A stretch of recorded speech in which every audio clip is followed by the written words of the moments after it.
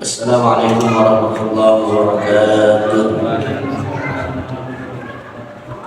Bila berarti Nabi Mustafa Muhammad sallallahu alaihi wasallam Bismillahirrahmanirrahim di antara kitab Al-Imam Al-Hafiz yang telah sekolah Bismillahirrahmanirrahim Muhammad Musadari Bismillahirrahmanirrahim Bismillahirrahmanirrahim Innal mu'minina wal mu'minat wal muslimina wal muslimat syahida lahumul Fatihah. A'udzu billahi minasyaitonir rajim. Bismillahirrahmanirrahim.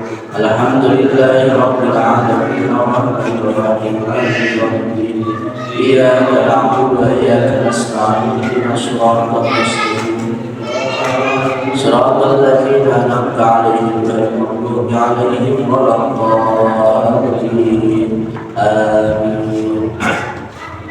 Bismillahirrahmanirrahim. Alhamdulillah nahmaduhu wa nasta'inuhu wa nastaghfiruh wa na'udzu billahi min shururi anfusina wa min sayyiati a'malina.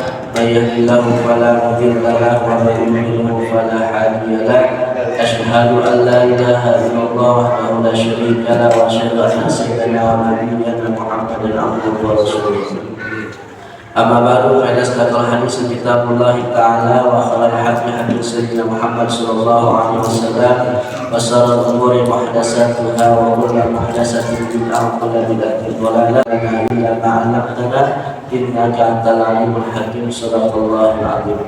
Para hadirin jamaah musalla hidayah yang mudah-mudahan kita bersama dalam lindungan Allah Subhanahu wa taala. Alhamdulillah wa syukurillah pada malam hari ini. Pada malam Ahad kita masih sama-sama diberikan nikmat Islam sekaligus nikmat kesempatan untuk bisa menghadiri majelis ta'lim kita ini. Mudah-mudahan niat dan langkah kita mendapatkan pahala yang besar di sisi Allah Subhanahu wa taala. Amin ya rabbal alamin. Qala musannif rahimahullah taala wa nafa'ana bihi wa bi ulumihi wa bi barakatihi fi darin amin. Wa an Ibnu Mas'ud radhiyallahu ta'ala anhu qala Rasulullah sallallahu alaihi wasallam yaqul qauma aqra'uhum li kitabillah fa in kanu fil qira'ati sawa'an fa'lamuhum bis sunnah fa in kanu fi sunnati sawa'an fa'lamuhum hijratan fa in kanu fil hijrati sawa'an fa'lamuhum silman wa fi riwayatin sinnan wala yaumanna ar-rajula fi sultanihi wala yaqul fi baitihi ala taqlimatihi illa bi iznihi rawahu Muslim. Hadis riwayat dari Ibnu Mas'ud radhiyallahu taala anhu yang berkata, bersabda Rasulullah sallallahu alaihi wasallam, mengimami suatu kaum orang yang bacaan Al-Qur'annya itu lebih fasih. Kalau bacaan Al-Qur'annya sama, maka orang yang lebih paham tentang ilmu agamanya, orang yang lebih paham tentang sunnah nabinya. Maka jika dalam urusan agamanya sama, maka dahulukan orang yang lebih dahulu hijrah. Kalau hijrahnya sama, maka dahulukan orang yang lebih tua. Dan tidak boleh seorang laki-laki mengimami laki-laki yang lain di dalam kekuasaannya, dan tidak boleh seseorang duduk di rumah orang lain di atas memuliakannya kecuali dengan izin shahidul bait. Hadirin jamaah dimulakan Allah Subhanahu wa taala, kita masih melanjutkan materi kita mengenai tentang sholat berjamaah. Orang yang menjadi imam, sebagaimana telah kita singgung pada beberapa pertemuan yang lalu, tidak semua orang bisa menjadi imam. Tapi untuk menjadi makmum itu silahkan saja. Walaupun orang menjadi makmum pun harus tahu ketentuan-ketentuan dalam sholat berjamaah. Yang pertama adalah orang yang lebih pantas atau lebih berhak menjadi imam, orang yang bacaan Al-Qur'annya itu lebih bagus, orang yang hafalan Qur'annya itu lebih banyak, walaupun itu anak kecil, orang yang belum balik. Maka pada pertemuan yang lalu saya katakan, pernah ada orang usia 6 tahun, 7 tahun itu diperbolehkan untuk menjadi imam, padahal dia belum balik. Kenapa? Usia 6 dan 7 tahun orang tersebut bacaan Qurannya sudah fasih, hafalan Qurannya sudah banyak. Itu di zaman dulu, Pak. Jadi orang 6 tahun 7 tahun udah hafal Quran. Kalau bocah kita sekarang 6 tahun 7 tahun baru-baru hafal Quran. Ya, anak Ikra juga kadang-kadang jauh. Kita lihat Imam Syafi'i radhiyallahu taala, itu Imam Syafi'i 7 tahun sudah hafal Quran. 10 tahun sudah hafal kitab karangan gurunya namanya Al-Muwatta di Imam Malik. Maka tidak heran orang-orang dahulu itu pengetahuan agamanya, fasih dan hafalan Qurannya lebih banyak dibandingkan orang sekarang. Maka boleh kalau ada anak kecil usia 6-7 tahun, hafalannya banyak, suaranya juga mungkin ya sangat membantu, persilakan untuk menjadi imam. Imam dan orang tua dulu, Pak, gantian ya. Yang muda silakan untuk kalau bisa menjadi imam. Ya Basir, kali jadi imam. Ya, yang penting apa? Tahu bacaannya pasti, hafalannya juga cukup, maka boleh untuk menjadi imam. Kalau bacaannya sama, lihat siapa yang lebih mulia, lebih alim tentang mengenai hukum-hukum sholat, lebih tahu tentang sunnah Rasulullah Shallallahu Alaihi Wasallam. Bacaannya sama, pengetahuan agamanya sama. Cari orang yang lebih dulu hijrah.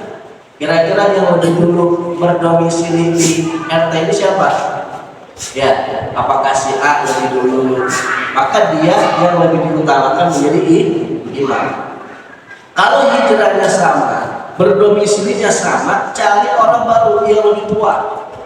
Ya, baca Al-Qurannya sama, ngajinya juga bareng, ilmunya juga satu ilmu, satu guru sama, hijrahnya ya kebetulan sama.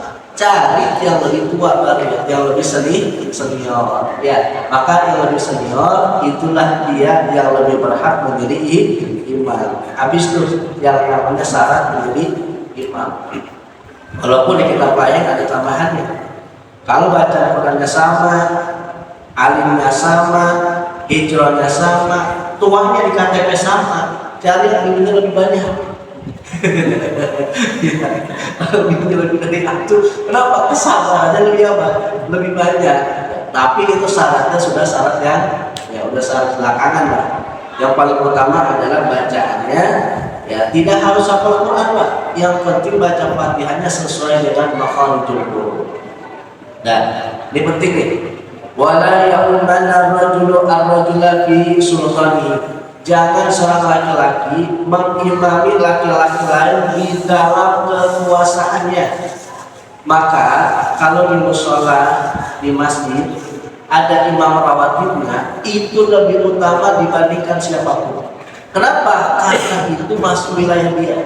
Apalagi kalau ketua DKM-nya dia ada dan dia paham tentang masalah salat, begitu pula fasih dalam baca Quran, dia yang pantas menjadi imam. Walaupun ada orang di situ, apakah ada ustaznya dan seterusnya. Maka kalaupun saya hadir di sini, yang lebih pantas adalah orang yang menjadi sholat imam rawatib. Dia lebih utama. Kecuali kalau diizinkan. Kalau diizinkan sama sahibul wilayah, maka boleh kita maju, Pak. Jangan maaf nih. Kalau kita sholat di mana-mana, itu kadang-kadang orang sebelah kita, Pak, yang pemahamannya beda sama kita, itu kadang-kadang pede banget mau maju aja. Kita orang-orang yang ngaji saban malam, saban minggu, kadang-kadang tawadhunya sangat tinggi, didorong langsung. Orang sebelah sana bukan malah didorong, justru lebih duluan apa? Duluan dia menjadi imam. Emang orang menjadi imam itu luar biasa, fadilahnya sangat tinggi. Maka dulu ketika kita ngaji, ya, sekarang orang ini sudah jarang yang namanya maling sendal. Ya, walaupun ada omongan Ustadz itu ambil yang baik, buang yang buruk, masih ada aja Pak yang praktekin. Kita ke sholat, kita ke masjid, ambil yang baik, kita yang jelek. Ya, punya gurunya yang bagus, pulang aja, nyariin dari gurunya. Ya, ambil yang baik, buang yang buruk. Cuman yang lebih sangat ironis adalah bukan hanya maling sendal. Sekarang maling apa? Maling musola, maling masjid. Nah ini bahaya banyak. Maling musola, maling itu musola emang kita tahu mewakilnya siapa. Kalau mengerjakan sholat, kalau sholat dia yang namanya zikir rame-rame. Waktu subuh dia pakai kunut. Ini ada orang bukan berdomisili di situ, lalu masuk ke masjid, masuk ke musola. Ketika dengar qomat langsung masuk ke rumah. Nah ini dia bahaya nih kayak gini. Maka Nabi melarang siapapun orangnya, apakah dia lebih fasih, apakah dia lebih alim, jangan langsung menjadi imam kecuali kalau sudah diizinkan oleh ketua DKI. Silakan Ustaz jadi imam. Kalau enggak ya udah boleh. Nah ini kadang-kadang orang di sebelah kita itu boro-boro diizinkan dengar qomat langsung apa? Maju. Itu namanya maling apa? Sholat di masjid. Bukan artinya apa-apa, bagus sih bagus. Cuman yang lebih afdal adalah orang yang memang sering ke masjid, imam rawatibnya ada, dia lebih utama untuk menjadi imam. Kecuali sholat Jumat, Pak. Kalau sholat Jumat memang lebih utama dia yang khutbah, dia juga yang menjadi imam. Walaupun ada imam rawatib. Tapi kalau sholat-sholat yang lain usahakan, walaupun kita lebih pintar nih, kita lebih paham, mungkin bacaan hafalan Qurannya lebih banyak. Tapi kalau ada orang yang memang menjadi imam rawatib, kita jangan sekali-kali menjadi imam. Itu poin yang pertama. Jangan seperti orang yang di sebelah sana, nggak boleh melihat masjid, nggak boleh melihat musola, pengen diapain? Dikuasain aja. Nah, ini nggak boleh gitu. Yang kedua, wala yaqud fi baitihi ala takrimatihi illa biiznihi. Jangan duduk di rumah seseorang kecuali dengan izinnya. Nah ini sama nih, kalau kita namu ke rumah orang lain, ya belum dipersilakan duduk, jangan duduk dulu. Belum dikasih minum, belum minta minum duluan, Pak. Ya, ini kalau dari kasih minum harus ada seizin dari tuan rumah. Ini mah boro-boro belum diapain. Ya belum diizinin, air itu belum dikasih, udah minta. Ada kopi apa enggak? Ada teh apa enggak? Ada makanan apa enggak? Tuh, enggak boleh kita kayak gitu, Pak. Ini aja udah disediain, harus minta izin dari sohibul baik. Ya, silakan Pak minum, silakan Pak dimakan. Itu ada kita. Ya, jangan mentang-mentang kita nabuk sekalipun sama CS kita, sama teman kita, sama bisnis kita, ya datang ke rumah langsung duduk atau menau, disuruh apa ya? Jadul kopi, jadul teh, ada makanan dari rumah, udah buat aja semua yang ada. Nah, nggak boleh gitu, apa? Ya, minimal ada rasa apa? Rasa akhlak kita kepada sohibul baik. Sama halnya sholat tadi, ada orang banyak, ada yang paham, ya jangan tiba-tiba kita langsung maju menjadi imam. Udah begitu praktek ibadahnya beda dengan yang pernah kita lakukan. Nggak ada zikirnya, nggak ada doa bersamanya dan seterusnya. Itu kata Rasulullah, jangan melakukan demikian. Yang kedua, wa Anas radhiyallahu taala anhu anna Nabiy sallallahu alaihi wasallam qala usul sufufakum wa qaribu bainaha wa hazu bil a'naq rawahu Abu Dawud wa Nasa'i wa Sahih Hibban. Dari Anas bin Malik radhiyallahu taala anhu bahwa Nabi bersabda, usul sufufakum, luruskan saf-saf kalian. Jadi kalau kita sholat, ya itu diluruskan dulu saf kita. Wa qaribu bainaha, dan hendaknya saling berdekatan. Jangan kalau kita sholat ada jauh-jauh, Pak, ada space, ada renggang. Bahkan di sini dikatakan disuruh untuk berdekat seukuran. Kalau kita sedang baris, kita meluruskan saf, itu kira-kira anak kambing kagak masuk ke situ. Ya anak kambing kan kecil tuh. Nah itu sekira-kira anak kambing tidak masuk melalui barisan kita. Itu artinya waqaribu bainah. Dan nggak harus apa tuh? Dempet-dempetan kaki kita. Jadi yang penting pundak kita lurus, maka itu sudah termasuk dari kesempurnaannya sholat. Apalagi waharzu bil a'naq, dan luruskan dengan apa? Dengan pundak. Jadi dalam hadis ini, pertama kita dilurusin shaf kita, kedua jaraknya disuruh untuk berdekatan, yang ketiga pundak kita harus sejajar dengan teman kita. Memang hadis ini tidak berbicara kaki harus nempel. Walaupun dalam hadis yang lain ada memang Nabi mengatakan kakinya harus nempel. Kalaupun nggak nempel jadi masalah. Yang penting apa? Nih, pundak kita lurus dengan pundak jamaah yang lain. Kedua, kalau kita jadi imam, nengok dulu Pak, nengok kanan, nengok kiri. Apa tujuannya? Pertama, ngecek barisan lurus atau belum. Yang kedua, melihat jamaahnya ini lihat mukanya. Kira-kira ini orang udah tua atau belum? Banyak urusan apa kagak? Supaya kalau jadi imam jangan lama-lama. Ini pernah Sayyidina Mu'az, dia bermakmum kepada Rasulullah. Nabi sholat, waktu itu sholat isya. Mu'az jadi makmum. Nabi melihat, ini makmumnya adalah orang-orang yang ibadah tinggi, sahabat-sahabat Rasulullah.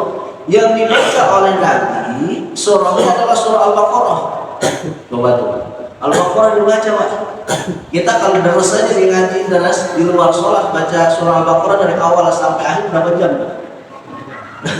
Lebih dari 2 jam. Ini dipakai buat sholat.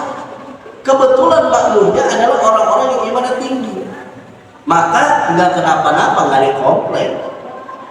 Pas sampai di rumah ada jamaahnya belum sholat isya, maka pada saat itu Mu'az sholat aja. Yang dilihat Mu'az, Nabi dimaki pakai surah Al-Baqarah. Mu'az langsung aja Allahu Akbar, dia baca surah Al-Baqarah. Ternyata makmumnya beda dengan makmum yang ada di zaman Nabi. Makmum yang diimami oleh Sayyidina Mu'az banyak orang tua, banyak anak kecil, banyak juga orang yang punya keperluan. Habis sholat mungkin ada yang lagi utang, ya. Habis sholat mungkin ada yang berdagang. Habis sholat ya mungkin ada acara tahlil. Jangan lama-lama, dia baca surah Al-Baqarah. Selesai sholat dikomplain Mu'az, diadukan kepada Nabi, ya Rasulullah, Mu'az tadi sholat isya bacanya adalah surah Al-Baqarah. Ini kaki yang tadi ditegak jadi gemeter nih Rasulullah. Apa? Saking lamanya? Saking lamanya Mu'az diomelin dengan Nabi. Mu'az, apakah kamu mau jadi fitnah? Kalau ngimamin sholat jangan terlalu lama, lihat tuh makmumnya. Maka disitulah pentingnya kita kalau sholat lihat dulu Pak tuh kanan kirinya, banyak orang tua apa enggak. Kalau masih muda kayak bahasa nggak apa-apa, cek pelopor kayak masalah. Kadang-kadang gue yang muda mau apa? Maunya cepet sholatnya, ya. Satu, Nabi pernah menegur Mu'az sholatnya lama. Tapi Nabi nggak pernah negur orang sholatnya cepat. Kalau kita ditanya mau sholatnya lama apa cepat? Hah? Sholat tarawih ini sholat tarawih 23 rakaat. Kita mau jadi imamnya lama apa mau cepat? Cepat kalau kita. Ya, cuma memang ada pendapat ulama, kata Rasulullah dalam sebuah hadisnya, apabila kalian mengimami, idza amma ahadukumun nas falyukhaffif.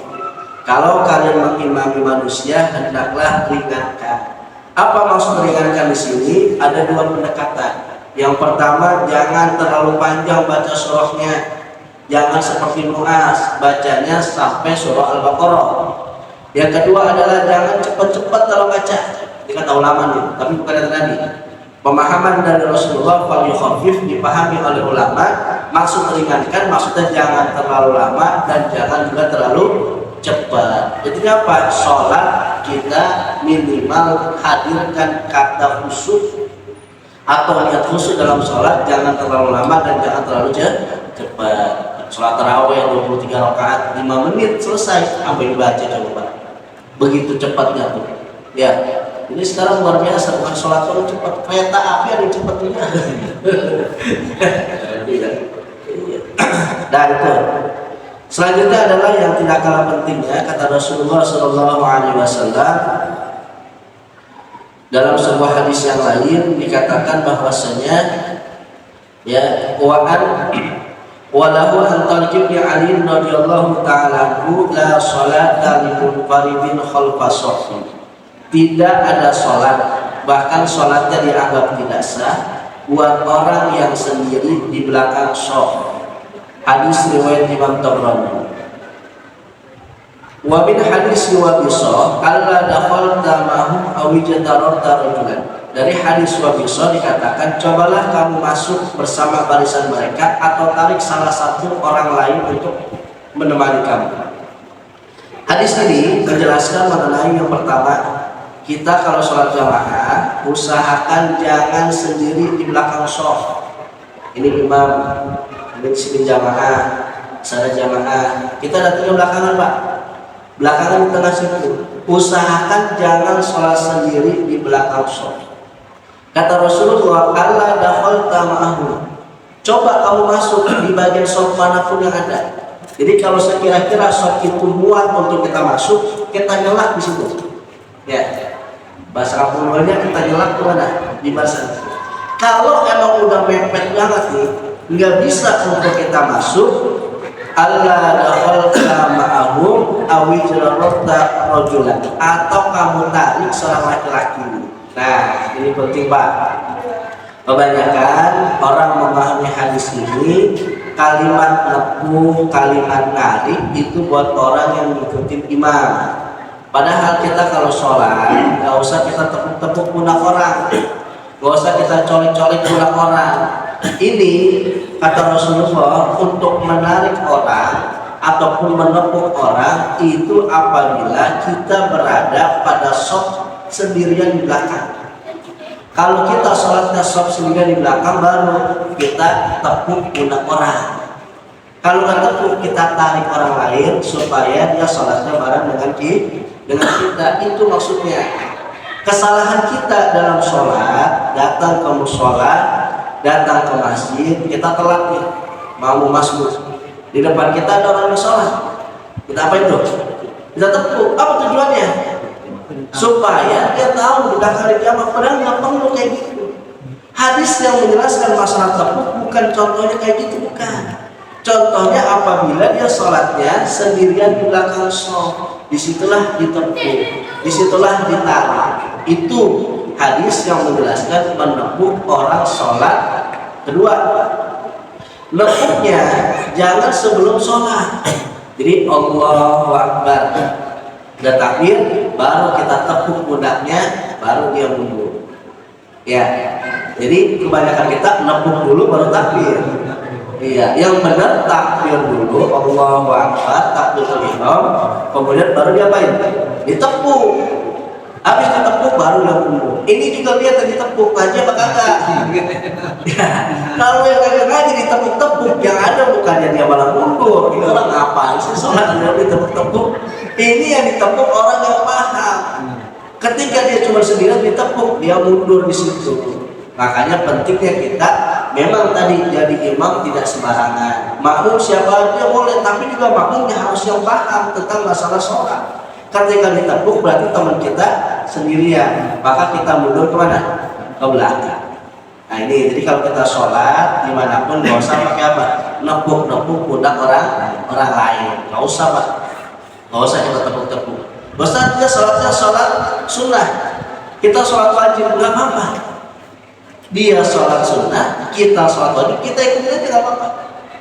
Jangankan praktek itu. Sering saya kasih contoh, sering saya kasih tafsir.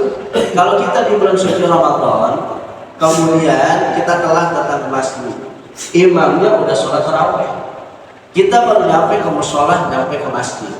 Apa yang kita lakukan? Sholat tarawih bareng imam atau sholat isya? Sholat isya. Jangan ngikutin imam sholat tarawih. Biarin dia sholat tarawih 2 rakaat, kita sholat isya. Ushalimu ala isya arba rakaatin makmuman lillahi ta'ala. Imamnya tarawih, kita sholat. Imamnya salam, kita naik lagi 2 rakaat. Ini menandakan imamnya sholat sunnah, kita sholat wajib boleh. Tidak apa-apa. Yang nggak boleh adalah kalau imamnya sholat jenazah, kita ngikutin sholat fardu, itu nggak boleh Pak. Kenapa? Sholat jenazah kan nggak ada rukuknya, nggak ada sujudnya, kita ikutin, dan itu rasa. Selebihnya, ini imamnya sedang kodok, johor nih, datang kita, ya kita nggak tahu nih, kita datang sholat zuhur telat, ada orang sholat di pinggiran, wah ini nggak ada orang nih, ya maka kita ikutin dia pas rakaat kedua, dia apain? Angkat tangan, berarti dia sholat apa tuh? Sholat subuhnya johor tadi, kodok, nggak apa-apa kita ikutin. Yang penting apa? Yang penting gerakannya sama. Yang kagak boleh nih, kata guru saya waktu itu, yang nggak boleh adalah imamnya ya itu sholatnya tamam, kita sholatnya kosor. Itu yang nggak boleh. Kenapa nggak boleh? Ibarat orang naik kereta, itu belum turun di stasiun udah turun. Ya, contoh imamnya sholat zuhur. Kita kalau kemana-mana nih, sholat zuhur mampir ke masjid. Biasanya kalau kita kemana-mana sholat kita apain? Kita kosor. Yang 4 rakaat kita jadikan 2 rakaat. Kita ngimam itu sama masjid itu. Orang setempat nggak mungkin dikosor sholatnya, karena dia adalah pribumi situ, agak kemana-mana. Kita ngikut dia sholat 4 rakaat, kita ngikut kosor. Dia belum selesai, kita udah selesai belum? Udah kan, dia 4 rakaat, kita 2 rakaat udah apa? Udah salah. Nah untuk itu nggak usah kita ikut. Itu sama aja orang naik kereta api, belum ada di stasiun udah apa? Udah turun. Ada nggak kereta api berhenti bukan di stasiun? Pasti berhentinya di mana? Stasiun. Masa iya dia 4 rakaat jadi bubar? Iya. Maka kita kalau kemana-mana lebih baik, kalau kita punya rombongan, lebih baik kita menjadi jamaah bikin sendiri. Ya, tak apa-apa tuh sholatnya dia. Kita bikin pojokan 3 orang 2 orang. Kenapa? Kita sholatnya kosor, imam masjid itu sholatnya tamam atau sempurna. Nah itu buat kita demikian Pak adanya. Walaupun tadi sholat model kayak gitu bisa kita apain? Bisa diakal-akali dalam berfikir. Dia 2 rakaat tahiyat awal, kita 2 rakaat sudah salam nih. Maka ketika itu ada niat khuruj. Saya niat dalam hati, saya niat untuk keluar dari jamaah. Itu boleh. Nanti imamnya naik ke rakaat ketiga, kita assalamualaikum, assalamualaikum. Kalaupun kita mau ikut imam yang ada di masjid itu. Tapi menurut hemat saya, kalau kita kemana-mana, apalagi kita mau kosor dan jamaah, lebih baik bikin jamaah sendiri. Emang tahu kita satu mobil ada 4-5 orang, ya udah kita sholat aja rame-rame di situ. Nggak usah ikut jamaah yang ada di masjid atau musola di situ. Nah itu mengenai apa? Mengenai kita kalau misalnya sholat menempuh itu atau menarik orang ketika sholat kita berada sendirian di belakang sholat. Hadirin jamaah yang dimuliakan Allah Subhanahu wa taala. Selanjutnya hadis yang selanjutnya dikatakan bahwasanya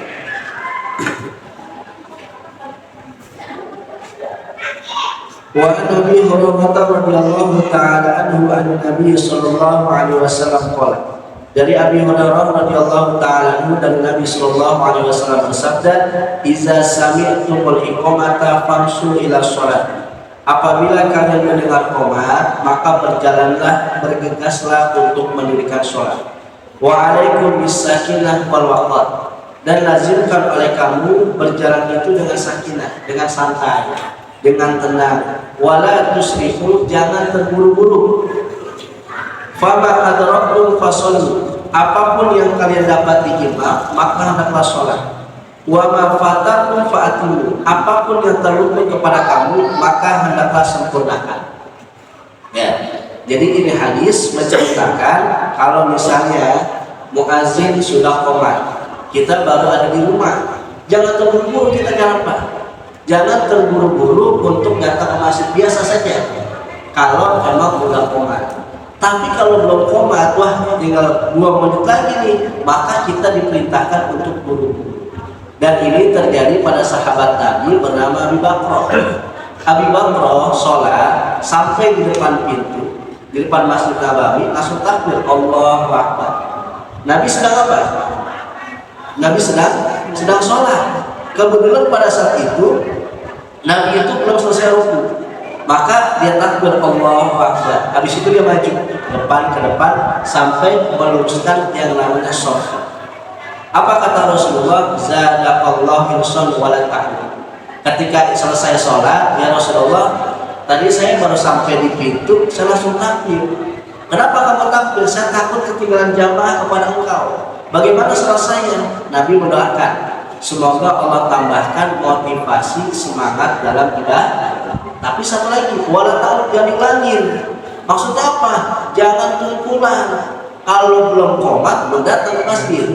Kalau belum azan, belum kumpul jamaah, kata Nabi jangan ulangin. Kalau sholat jamaah dan telat dulu, maksudnya gitu. Satu sisi Nabi doakan, satu sisi yang lain kalau sholat jangan kumpulan. Kalau sholat jangan nungguin qomat baru pada apa? Datang duluan sholatnya, segera sebelum azan datang mana? Ke musola. Nah kalau sudah qomat, emang kita tadi mau siap-siap nih ke masjid ke musola. Habis itu ya kita mau wudu. Ternyata udah qomat. Nah kalau udah qomat jangan terburu-buru kata Nabi. Jalan aja santai. Nanti dapat di imam sedang ruku, kamu ruku. Dapat di imam sedang sujud, kamu sujud dan seterusnya. Ya. Ini kejadian Pak tahun lalu. Saya lagi di Madinah. Kebiasaan kita sholat dulu. Emang kadang-kadang gitu ya. Kebiasaan kita di tanah air nyampe sampai di kamar. Sholat biasanya kita kalau ketinggalan sholat nungguin imam dulu. Imam sedang sujud, imam sedang duduk, kita langsung takbir apa nungguin dulu? Nungguin dulu biasanya. Sampai apa? Sampai bangun. Alasannya apa? Kenapa kalau kita langsung sujud bareng imam, kita mah ibadah gitu sih kadang-kadang. Perhitungan Pak. Kalau kita nyampe, imam udah sujud, kita ogah langsung ngikutin imam sedang sujud. Apa alasannya? Saya kami dapat rakaat jamaah. Saya cuma dapat jamaah. Makanya agak segan kita kalau imam udah sujud, kita langsung sujud. Sampai ke bawah saya. Dokter di Madinah kita udah capek banget. Pulang udah jam 2 dari sini tidur Pak. Habis tidur bangun-bangun, ya, itu ada azan. Azan udah lama komat, kita buru-buru tuh ke Masjid Nabawi, ngejar jangan sampai kita sholatnya di hotel saya. Ya, kita udah ke sono, sholatnya di rumah, sholatnya di hotel saya. Ngejar kita sholat di Masjid Nabawi. Dapat tuh di pelataran Masjid Nabawi. Itu imamnya sedang apa? Sedang sujud. Karena kita kebiasaan, saya belum baca hadis ini Pak. Kita kebiasaan di sini nungguin imam dulu biarin aja tuh kita nggak dapat apa rokaat. Ntar imam udah diri baru kita takbir. Biar ngikut apa? Ngikut imam dan dapat rokaat. Selesai saya assalamualaikum kita keluar orang Arab. Had laisa kazali. Ya, idza ra'al imam falyatammu. Kalau kamu lihat imam udah ikutin aja. Fattabi'u imam, ikutin imam. Kita dikit-dikit ngeles juga Pak. Saya bilang man adraka raka'atan minar ruku faqad adraka shalah. Kalau saya ikut imam, ya ketika sujud saya enggak dapat rakaat.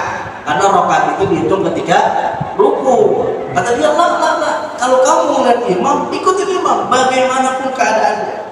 Nah ini hadisnya penting. Kalau kita ngikut imam, wa ma fatakum fa'atimmu, wa ma adrakum fasallu. Kalau kamu dapat imam sholat, imam ketika sujud juga sujud, imam ketika tahiyat, jangan kita nungguin diri. Ternyata ibadah kita di sini kayak gitu, bawa sama. Iya, akhirnya kita ditegur. Alhamdulillah, masih ada orang yang negur kita. Ya, banyak Pak, kadang-kadang kita selalu ditegur dan ditegur orang jangan marah kalau memang itu benar. Kita legowo. Pernah lagi kita sholatnya ketinggalan. Sholat saya di tengah. Selesai sholat, belum sholat, dia disuruh untuk nyari apa nih? Nyari tiang. Ya, nyari tiang. Ternyata saya baca hadisnya benar. Kalau kita sholat udah ketinggalan jamaah, jangan sholat di tengah-tengah gitu. Udah di tengah-tengah kita nggak bawa sutro, cari kita sholat yang ada tiangnya. Maka disitulah kesunahan dari Rasulullah. Kalau kita sholat, lihat kemana? Di atas di depan kita adalah di tiang. Maka sama orang yang sholat di roboh, itu orang sholat di roboh. Kalau orang tahu kan, di roboh itu ada tiang. Dan sekarang alhamdulillah ya tahun kemarin itu sudah rapi. Orang masuk roboh itu nggak ngantri berebutan. Ya ada yang namanya apa namanya? Tasrih. Jadi orang masuk roboh nggak berebut kayak dulu katanya begitu. Zaman saya kemarin tahun lalu itu harus ada tasrih, nggak sembarangan. Jadi ketika ada tasrih baru masuk ke roboh.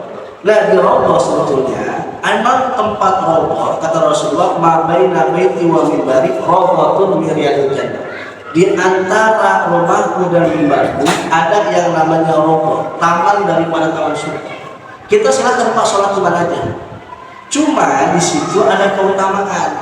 Keutamaan apa? Siapa saja yang sholat di Ustuwana Aisyah maka doanya lebih mustajab dibandingkan sholat di tempat yang lain.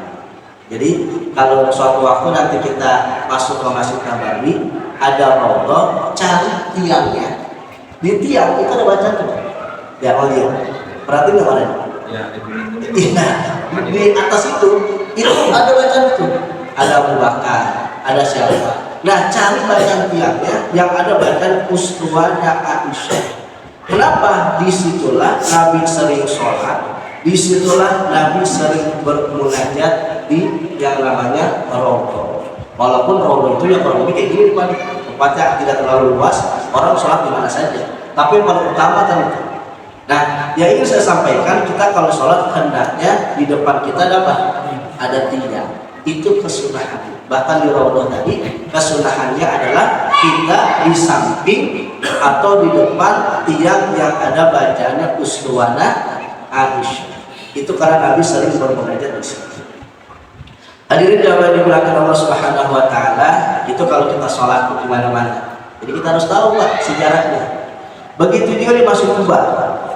Ya, saya sayangnya kemarin baru ada yang menyampaikan. Ya, sebelum kita berangkat nggak ada yang ngomong-ngomong ke orang. Ustaz juga nggak ada yang ngajarin kita. Ya. Di Masjid Kuba itu ada tempat Nabi yang sedang sholat di situ. Itu kan Masjid Kuba itu masjid yang pertama kali dibangun oleh Nabi. Itu lihat Pak dari atasnya. Kalau di Masjid Kuba ada bolongan kecil, ya, maka disitulah Nabi sholat itu sering bersejajar dengan itu. Jadi kadang-kadang orang sholat itu sholat aja di masjid. Makanya penting juga kita mengetahui sejarah. Ternyata di Masjid Kuba sampai hari ini memang ada bolongan kecil di atas. Sebagai apa? Tanda bahwa Nabi ketika itu sering sholatnya di sana. Nah, kita usahakan apapun mengikuti daripada praktek yang Nabi lakukan. Nah, itu jarang orang tahu kok. Ada namanya orang umroh, banyak haji, udah masuk sholat ke masjid aja. Masjid Kuba, Masjid Madinah aja. Padahal ada beberapa keutamaan yang ada di dalam masjid-masjid tersebut. Mudah-mudahan suatu saat ketika kita diberikan rezeki baik umroh ataupun haji, kita bisa menyempatkan waktu. Ini pentingnya kita belajar, Pak.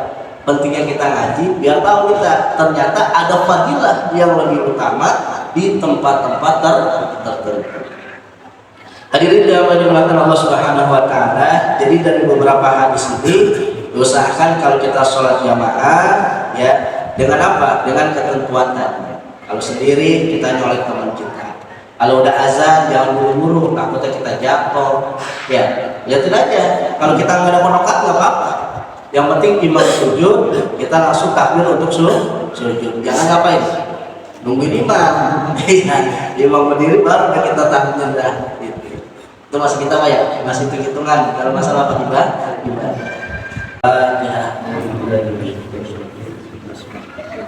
Alhamdulillahirabbil alamin arrahmanir rahim maliki yaumiddin iyyaka na'budu wa iyyaka nasta'in ihdinas siratal mustaqim siratal ladzina an'amta 'alaihim ghairil maghdubi 'alaihim waladdallin amin. Bismillahirrahmanirrahim. Alhamdulillahirabbil alamin wa sallallahu alaihi wasallam. Allahumma anfa'na bima 'allamtana wa 'allimna ma yanfa'una wa zidna ilman. Alhamdulillahi 'ala kulli hal wa na'udzu bika min hadhil ahminar. Allahumma taj'alna hadha zaman wa rahmatan wa barakatuh wa subhan. Rabbana atina fid dunya hasanah wa fil akhirati hasanah wa qina adzabannar. Wa sallallahu ala sayyidina Muhammadin wa alihi wasallam. Walhamdulillahirabbil alamin. Wassalamualaikum warahmatullahi wabarakatuh.